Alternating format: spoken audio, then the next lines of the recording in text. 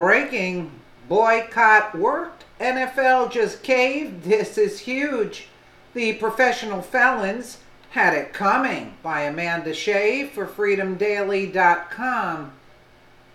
The National Football League has become a national disgrace, starting at the top with who calls the shots and what has perpetually refused to stop players from disrespecting our flag and our country.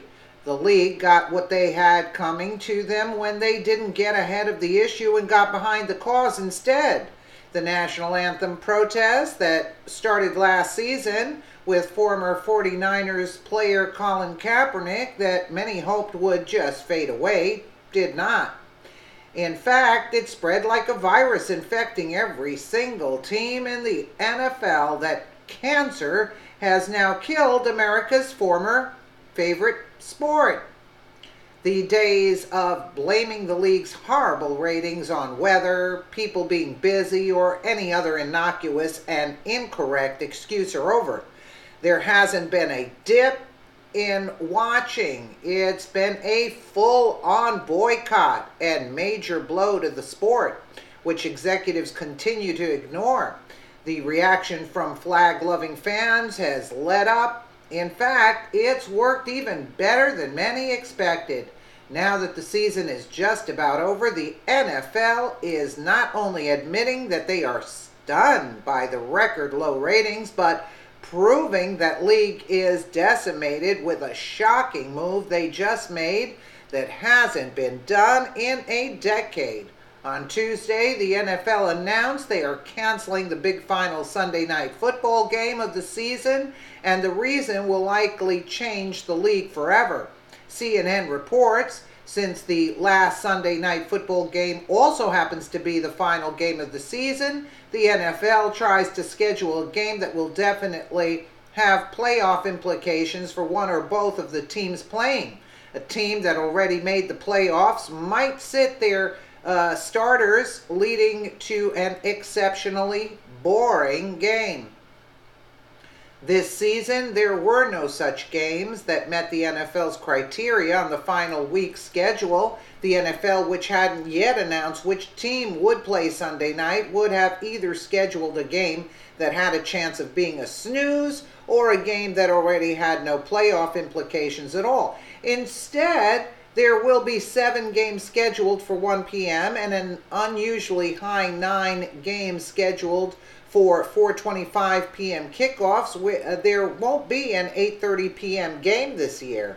Social justice warriors in the sport now look like social justice losers, since their cause of kneeling for the anthem has effectively killed the sport. They took it too far and lost while ruining it for a lot of people who used to enjoy this pastime but have since found better things to do with their time. NFL stadium attendance continues to suffer as the backlash from players protesting the national anthem extends into Week 16.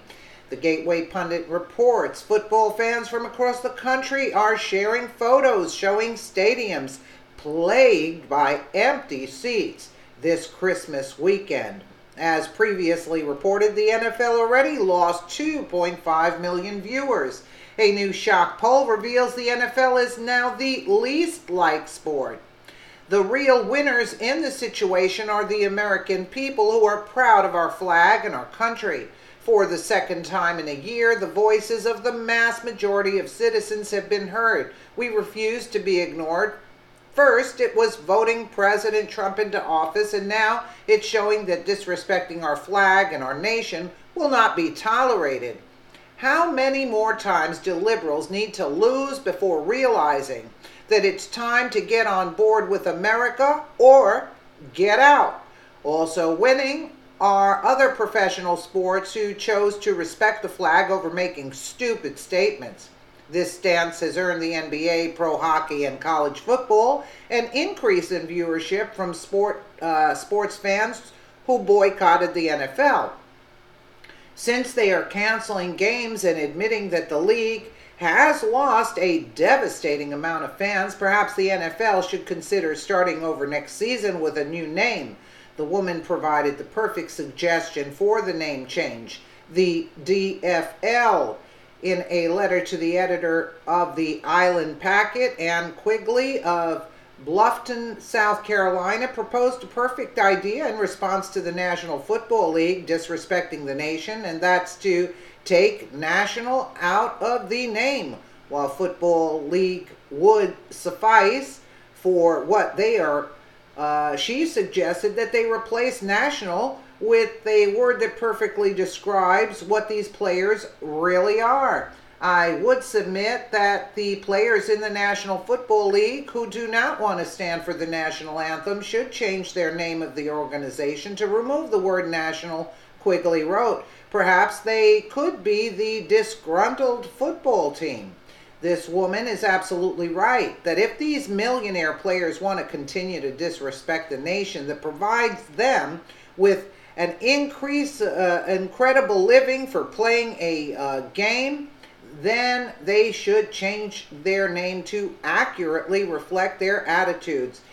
It should actually go even further than that, in that anybody who hates America while taking advantage of our freedoms to make those statements should be fired from the public eye, since sending such a message is an abuse to their platform and actual privilege, which they think they don't have.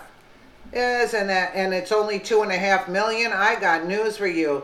The stadiums are empty. The seats went down in some $2 from $5 to $2 a seat. Boy, that's not a 2.5 million drop.